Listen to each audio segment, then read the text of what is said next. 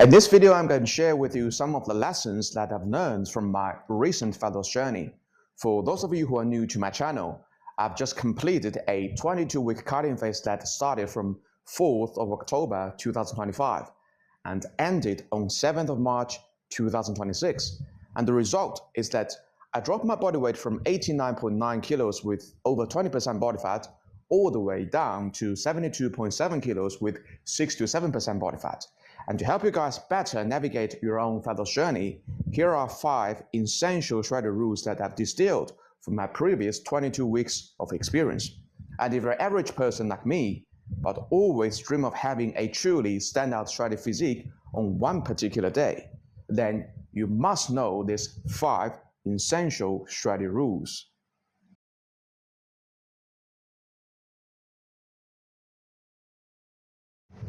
And since we're talking about rules, not ideas or patterns, there must be some concrete numbers for the rules to be gauged. And sure enough, I've assigned an easy to remember percentage number to each specific rule, starting from the biggest, 50%, to 20%, to 10%, to 5%, to finally 2%. Now, by no means these percentages are hard numbers that cannot be violated, but trust me, they're close enough for you to use as reliable estimates to chart your own fat loss journey. And I'm going to use myself as an example to prove the relevancy of every percentage I've just listed above. And we will start from the first essential shredder rule, the 50% extra time rule. The 50% extra time rule. It means that if you truly want to get shredded, it is going to take you roughly 50% more time than what you initially expected, even if you go guns blazing. Now, please note, I just said shredded, not 15% population level lean, not 12% beach body lean, not 10% clear six-pack abs lean, but 6 to 8% deep etched abs with layers of obliques, veins popping out without a pump, shredded. To achieve this level of leanness, it is a safe idea to add 50% more time to your original timeline. And please do not think that this rule only applies to inexperienced obese people, because this rule definitely applies to people who are relatively lean and quite experienced. Take me as an example. This is my 5th year of consistent training.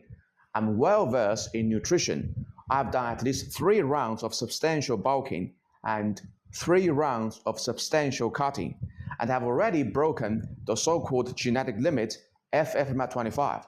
So I do think I'm qualified to be called experienced in the fitness game. And when I first started this fat loss journey on 4th of October 2025, I was thinking that based on my calculation, I should be able to achieve less than 10% body fat in 3 months' time or 14 weeks' time.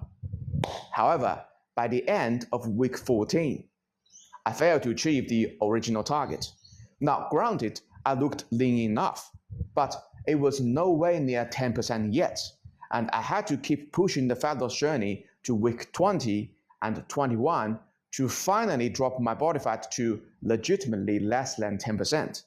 And during the whole course of these 21 weeks, I was doing 9 to 10 hours of cardio every week and eating 1 meal less every day. It definitely gung-ho mode. But despite that, it still took me 50% more time than what I originally thought to achieve the initial target. So, without a doubt, the 50% extra time rule is the most important shredder rule to follow on your own fat loss journey.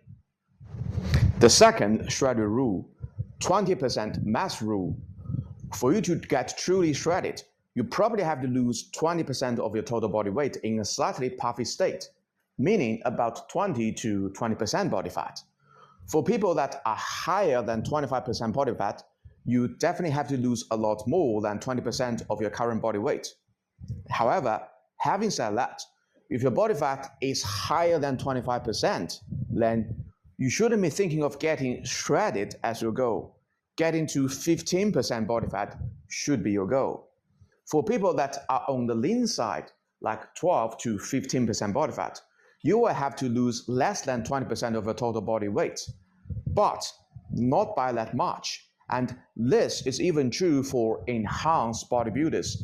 Take one of my favorite bodybuilders, 4 times Mr. Olympia Jay Cutler, as a prime example.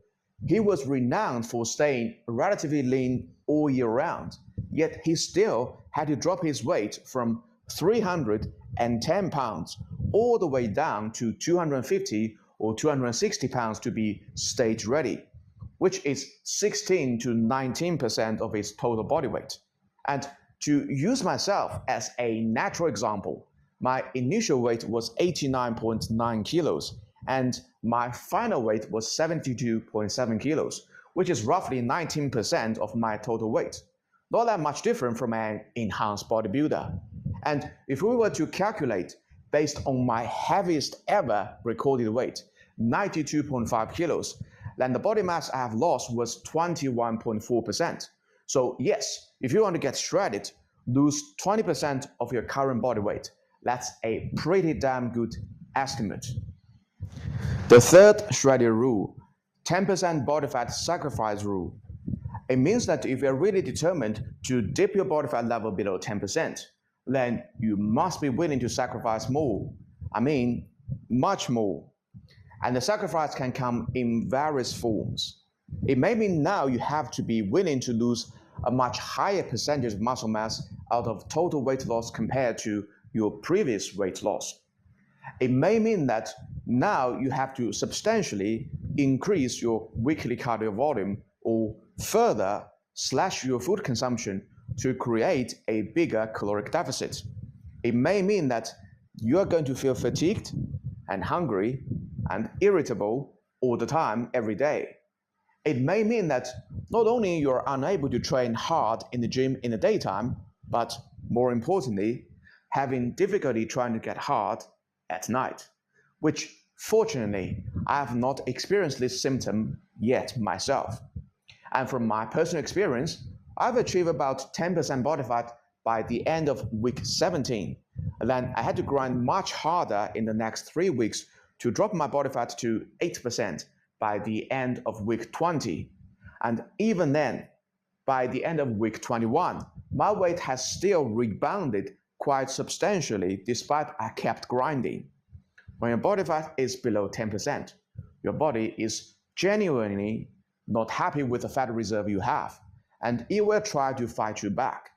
That's why the 10 to 12% body fat has always been the sensible linear consensus within the fitness community, never the 6% as Athlean X promoted.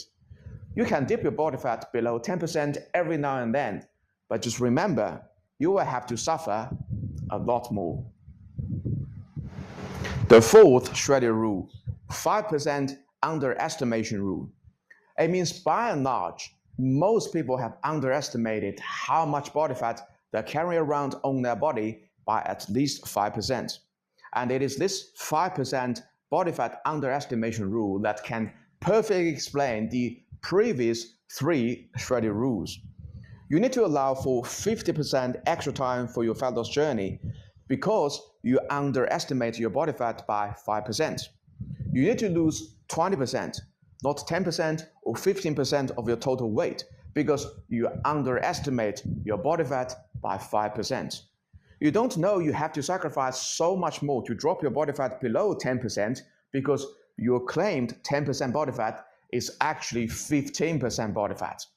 This fourth rule may sound like fat shaming, but in most cases, it is the truth, and that includes me as well. When I made a video from FFMA25 to FFMA26, 10 things I've learned. I thought my body fat when I was bulk up to the max was only 18%, 20% at most, but now in hindsight, I've made the same mistake and underestimated my body fat by quite a few points. So, like this rule or not, in most cases, people just do not want to admit they're much fatter than they think. And I've saved the most precious and the most secret rule till the very end. So what is the fifth and the last shredding rule? Well, I call it the 2% last reserve rule. And this last shredding rule deserves to be expanded on elaborately. It means that for the last 2% body fat you intend to squeeze out, usually from 8% to 6%, your body will fight tooth and nail to maintain this last 2% body fat reserve, and it will seize any opportunity to put back some body fat with all its powers. And if you think dipping your body fat below 10% is already difficult, be prepared to take the game to a whole new level if you truly wish to drop from 8% body fat to 6% body fat. Now, if there's some minor annoying issue that can be said about 10% body fat, it is that you cannot effortlessly show your leanness, because although 10% is very, very, very lean for the general public, when you do not have a pump or are not flexing hard enough, or if the lighting or the shooting angle or the shooting distance is not perfect, your abs will not be so apparent and you may appear to be just a tad fluffy. In other words, for 10% body fat to be really sharp and on point, you need to think a lot of other things right before taking the photo shoot. That's what I mean by saying you cannot effortlessly show your leanness by being 10% body fat. Plus, at 10% body fat, it is quite difficult to see muscle fibers or so-called striations, even if you manage to get everything else right, which is just another fly in the ointment for many anal fitness critics. So, in a nutshell, 10% body fat may not be as lean as you have imagined in your head, and it may or may not give you 100% satisfaction guaranteed photo shoot depending on your personal taste. However, at 6 to 7% body fat, the whole game changes. Your leanness will be easily observed by anybody, even if you're not intentionally trying to be. You don't need to have a pump, and your veins will already be visible everywhere. You don't need to adjust the background, the lighting, or the angle, and your abs will be separated and cut, and automatically draw other people's attention. And when you flex in front of the camera, then boom, you can show others the striations of your muscle fibers. When you are 6 to 7% body fat, you will be 100% guaranteed with your leanness, and you will be 100% guaranteed photogenic, even things are not in so-called sync.